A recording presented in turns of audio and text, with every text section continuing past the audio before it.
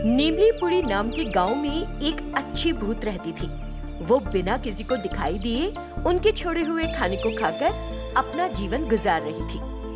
वो किसी को कोई नुकसान नहीं पहुंचाती थी। उसी गांव में वीरभद्र नाम का एक धनी व्यक्ति रहता था। वो बड़ा घमंडी था।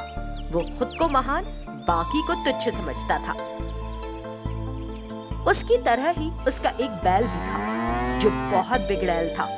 वो अपने मालिक को छोड़कर किसी को पास नहीं आने देता था, ना ही किसी की सुनता था। दिन पर दिन इस वीरभद्र की करतूतें सबको परेशान कर रही है। इसका दिमाग कैसे ठिकाना लगाया जाए?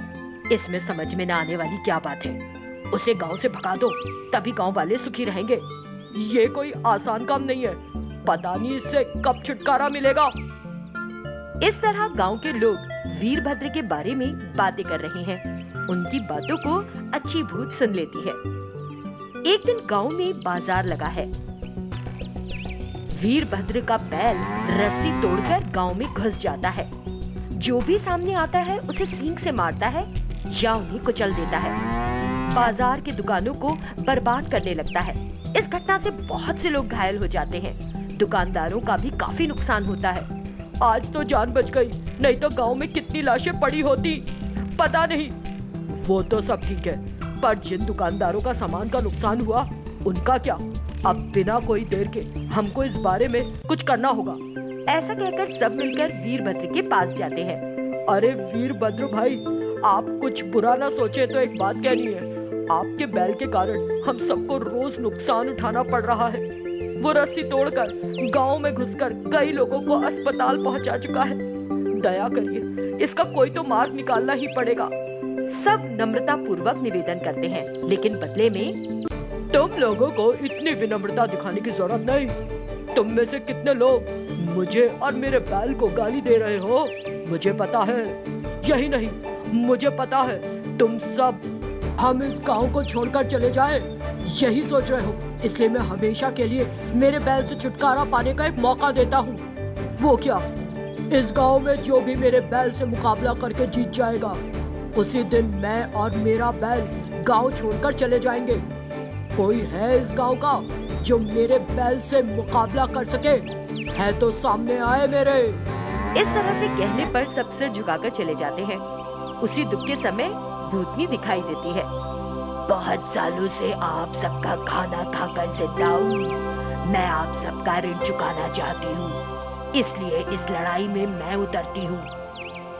वैसे भी मैं भूती हूँ, मुझे कुछ नहीं होगा।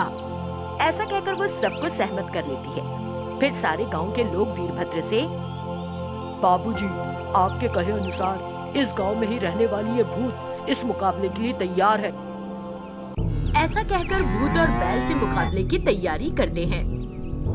भूत कड़ा मुकाबला करके घमंडी बैल को हरा देती है। इस कारण वीरभद्र बैल के साथ गांव छोड़कर चला जाता है। इसके बाद से गांव वाले खुशी से रहते हैं। भूत ने उनकी सहायता की, इसलिए उसका भी ध्यान रखते हैं। गुम्मडी वरम नाम के गांव में भद्रैया नाम का एक किसान रहता था। वो बहुत दिनों से कोटैया नाम के धनी व्यक्ति की जमीन बट्टे पर लेकर उसके दिए हुए पैसे लेकर गरीबी के दिन गुजार रहा है। क्यों जी, इस तरह कितने दिन कोटैया के दिए थोड़े रुपयों के लिए गधे की तरह काम करोगे? इतनी मेहनत तुम्हारे पिता की दी हुई आधी एकड़ जमीन में करते तो हमें खाने के खर्च के पैसे तो मिल जाते ना। तुम्हारा कहना सही है, जिसे जितना भी मुनाफा हो, पर हमें इतने सालों से थोड़े बहुत रुपए ही देता है। इसलिए कोटैया को एक आखिरी बार रुपए बढ़ाएगा या नहीं पूछकर देखता हूँ मैं। ऐसा कहकर कोटैया के पास जाकर, अरे कोटैया जी, कब से बोल रहा हूँ, बटाई के बदले आपके दिए पैसे बहुत कम पड़ते हैं, लेकिन मेरी दी हुई फसल तो बहुत होती है। इसलिए इस साल तो पैसे बढ़ाकर दीजिए ना। गरीबी में जी रहा हूँ, बच्चे बड़े हो रहे हैं मेरे भी। ऐसा कहते ही कोटैया को भद्रैया पे गुस्सा आ जाता है। क्या बकवास कर रहे हो मजदूर कहीं के? ऐसे बात कर रहे हो जैसे तुम ही जमीन जायदाद कमा कर दिए हो और मेरे परिवार को तुम ही पाल पोस रहे हो। अब तुमको मेरे खेत में काम करने की जरूरत ही नहीं। जाओ यहाँ से। तुम्हारे जैसे हजारों काम करने वाले मिल जाएंगे, मेरा खेत सोने का है, जाओ यहाँ से, जाओ। हाँ हाँ जाता हूँ, इस साल के मेरे पैसे हिसाब करके दे दो तो तुम्हारे खेत में पैर भी नहीं रखूंगा मैं। क्यों रे, कौन सा हिसाब? बाकी किसान से तो तुमने मुझे कम ही पैसे दिए हैं, इसलिए तुम्हें एक पैसा भी नहीं मिलेगा मेरी ओर से, जाओ। ऐसा कहते ही कोटैया से झगड़ने से कोई फायदा नहीं, वो कुछ देने वाला ही नहीं है। ये जानकर वो अपने घर चला आता है। क्यों जी, पूछ कर आता हूँ कहकर झगड़ा ही कर आए? अब तो खाने को भी नहीं है, खाना बनाने के लिए टूटे चावल तक नहीं है हमारे पास। पत्नी के ऐसा कहते ही पता नहीं कोटैया की बातों से गुस्से में कुछ भी बोल दिया, फिर भी हम उसके बगैर जी नहीं पाएंगे क्या? मेरे पिता की दी हुई आधे एकड़ में खेती करके अपने दुख दूर करूंगा। ऐसी हेकड़ी मारता है तो उसकी पत्नी, अरे तुम्हारी अकल गई पानी भरने, सालों से बंजर जमीन को कब साफ करोगे, कब फसल उगाओगे और हम कब खाएंगे? इस तरह उसकी हेकड़ी के बदले हकीकत याद दिलाती है। मैंने हमेशा मेहनत पर भरोसा किया है, कितनी भी मेहनत करनी पड़े करूंगा। ऐसा कहकर कुदाल लेकर खेत जाकर देखता है। पूरे खेत में पेड़ और बड़े बड़े पत्थर होते हैं। खेत कैसा भी हो, मैं हूँ तो किसान, किसी के सामने नहीं झुकूंगा और ये सब साफ करके अपना खेत बना लूंगा। कहते हुए सारे फालतू के झाड़ निकालकर पूरे खेत को साफ करके खेती लायक बना देता है।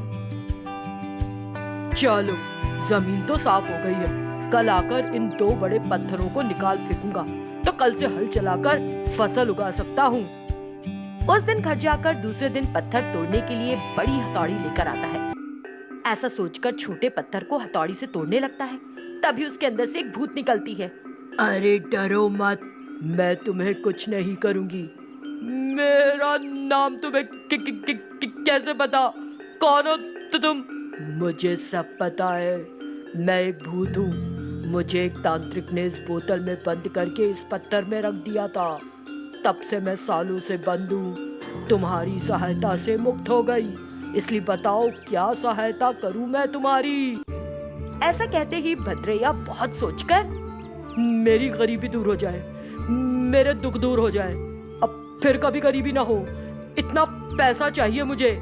इस तरह होशियारी से बोलने पर, ठीक है, तुम जितना चाहते हो उतना धन दूंगी, उस बड़े पत्थर को तोड़ो।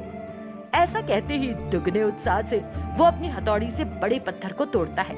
तोड़ते ही उसमें से नोटों की गड्डियां निकलती हैं। उस धन को लेकर भूत को धन्यवाद देकर भद्रैया खुशी खुशी घर जाकर पत्नी को बताता है। फिर पत्नी और बच्चों के साथ खुशी से रहने लगता है।